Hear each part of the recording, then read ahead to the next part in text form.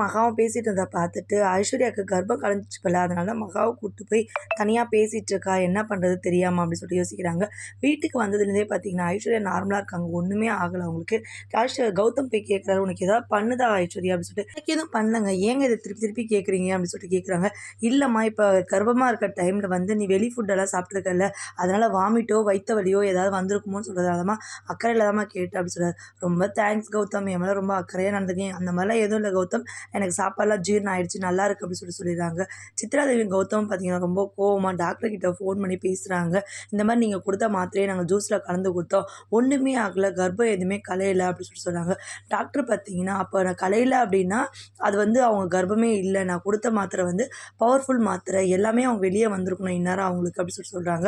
அவங்க உண்மையிலேயே வந்து மாசமாக இருக்காங்க இல்லையா, நீங்கள் தான் செக் பண்ணணும், அவங்க ரிப்போர்ட் எடுத்துட்டு வாங்க, நம்ம பார்க்கலாம் அப்படின்னு சொல்லிட்டு கேட்குறாங்க.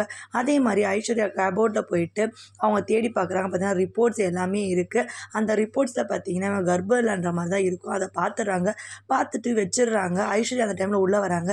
என்ன தயார் என் ரூமுக்குள்ளே வந்திருக்கீங்க அப்படின்னு சொல்லிட்டு சொல்கிறாங்க. இல்லைம்மா சும்மா தாம்மா வந்தேன் அப்படின்னு சொல்லிட்டு மழுப்பி விட்டுடுறாங்க.